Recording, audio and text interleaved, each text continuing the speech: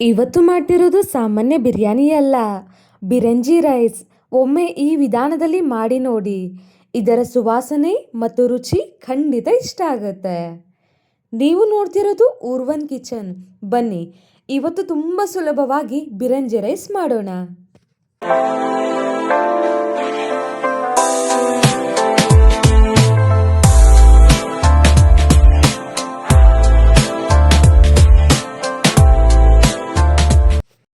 ಮೊದಲು ಒಂದು ಬಾಣಲೆಗೆ ಒಂದು 8 ಏಲಕ್ಕಿಯನ್ನು, ಹಾಗೆ ಒಂದು 8 ಲವಂಗವನ್ನು ಹಾಕ್ಕೊಂಡಿದ್ದೀನಿ. ಹಾಗೆ ಒಂದು 2 ಇಂಚು ಚಕ್ಕೆಯನ್ನು, ಹಾಗೆ ಒಂದು ಅರ್ಧ ಟೇಬಲ್ ಸ್ಪೂನ್ ಕಾಳು ಮೆಣಸನ್ನು ಕೂಡ ಹಾಕ್ಕೊಂಡಿದ್ದೀನಿ.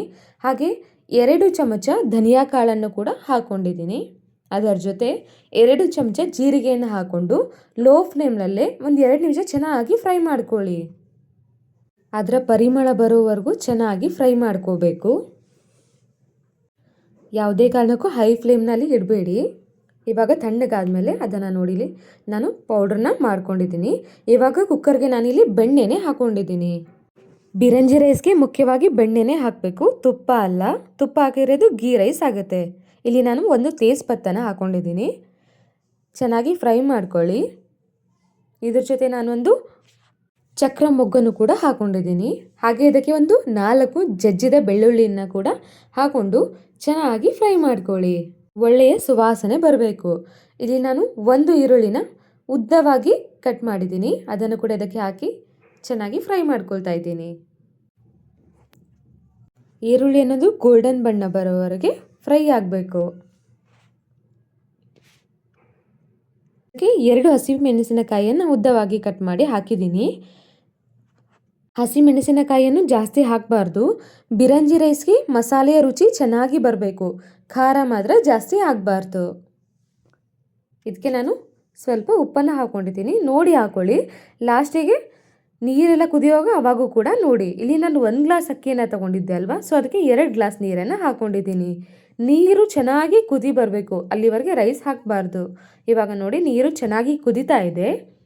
ಈ ಟೈಮ್ನಲ್ಲಿ ನಾವು ಅರ್ಧ ಟೇಬಲ್ ಸ್ಪೂನ್ ಗರಂ ಮಸಾಲಾನ ಹಾಕೋತಾ ಇದ್ದೀನಿ. ಈ ಸ್ಪೆಷಲ್ ಬಿರಂಜಿ ರೈಸ್ ಪುಡಿಯಿಂದನೇ ಒಳ್ಳೆ ಘಮ ಬರುತ್ತೆ. ಇವಾಗ ನೋಡಿ ನೀರು ಚೆನ್ನಾಗಿ ಕುದೀತಾ ಇದೆ. ಈ ಟೈಮ್ನಲ್ಲಿ ನಾನು ಮೊದಲೇ ಒಂದು ಅರ್ಧ ಗಂಟೆ ಮುಂಚೆ ಅಕ್ಕಿಯನ್ನು ನೆನೆ ಇಟ್ಟಿದ್ದೆ. ಇವಾಗ ಇದನ್ನು ಸೇರಿಸ್ಕೋತಾ ಇದ್ದೀನಿ ಕುಕ್ಕರ್ಗೆ. ನಿಮಗೆ ಯಾವ ಅಕ್ಕಿ ಬೇಕಾದರೂ ಬಳಸ್ಬೋದು. ಬಾಸ್ಮತಿ ಅಕ್ಕಿ, ಜೀರಾ ಅಕ್ಕಿ, ಅಥವಾ ನಿಮಗೆ ಇಷ್ಟವಾದ ಯಾವುದೇ ಅಕ್ಕಿ ಕೂಡ ನೀವು ಬಳಸ್ಬೋದು. ಇವಾಗ ನೋಡಿ ಅಕ್ಕಿ, ನೀರು ಎಲ್ಲ ಚೆನ್ನಾಗಿ ಕುದೀತಾ ಇದೆ. ಇದಕ್ಕೆ ಒಂದು ಸ್ವಲ್ಪ ಕೊತ್ತಂಬರಿಯನ್ನು ಹಾಕೋತಾ ಇದ್ದೀನಿ. ಹಾಗೆ ಒಂದು ಸ್ವಲ್ಪ ಕರಿಬೇವನ್ನು ಕೂಡ ಹಾಕ್ಕೊಂಡು ಚೆನ್ನಾಗಿ ಮಿಕ್ಸ್ ಮಾಡಿಕೊಂಡು ಕುಕ್ಕರ್ ಲಿಡ್ನ ಕ್ಲೋಸ್ ಮಾಡ್ಕೊಂಡ್ಬಿಡಿ. 2 ವಿಸಿಲ್ ಆಗಬೇಕು. 2 ವಿಸಿಲ್ ಆದಮೇಲೆ ಕುಕ್ಕರ್ ತಣ್ಣಗಾದ್ಮೇಲೆ ಓಪನ್ ಮಾಡಿ ನೋಡೋಣ. ಆಹಾ, ನೋಡಿ ನಮ್ಮ ಬಿರಂಜಿ ರೈಸ್ ರೆಡಿ. ಅಕ್ಕಿ ಎಷ್ಟು ಚೆನ್ನಾಗಿ ಬಿಡಿ ಬಿಡಿಯಾಗಿ ಬಂದಿದೆ ನೋಡಿ. ಮಸಾಲೆ ಸುವಾಸನೆ ಕೂಡ ತುಂಬ ಚೆನ್ನಾಗಿ ಬರ್ತಾ ಇದೆ. ನೀವು ಇದನ್ನು ಯಾವುದೇ ಗ್ರೇವಿ ಜೊತೆ ತಿನ್ಬೋದು, ಅಥವಾ ಬದನೆಕಾಯಿ ಎಣ್ಗಾಯಿ ಜೊತೆ ತಿಂದರೂ ತುಂಬ ರುಚಿಯಾಗಿರುತ್ತದೆ.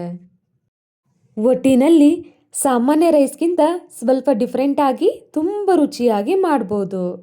ನೀವು ಕೂಡ ಮನೆಯಲ್ಲಿ ಒಮ್ಮೆ ಈ ಬಿರಂಜಿ ರೈಸ್ ಮಾಡಿ ನೋಡಿ. ರೆಸಿಪಿ ಇಷ್ಟವಾಗಿದ್ದರೆ ವಿಡಿಯೋಗೆ ಒಂದು ಲೈಕ್ ಮಾಡಿ, ನಿಮ್ಮ ಫ್ರೆಂಡ್ಸ್ ಫ್ಯಾಮಿಲಿ ಜೊತೆ ಶೇರ್ ಮಾಡ್ಕೊಳ್ಳಿ. ನಮ್ಮ ಊರ್ವನ್ ಕಿಚನ್ ಚಾನಲನ್ನು ಸಬ್ಸ್ಕ್ರೈಬ್ ಮಾಡ್ಕೊಳ್ಳಿ. ಇನ್ನಷ್ಟು ರುಚಿಯಾದ ರೆಸಿಪಿಗಳಿಗಾಗಿ ನಮ್ಮ ಜೊತೆ ಇರಿ.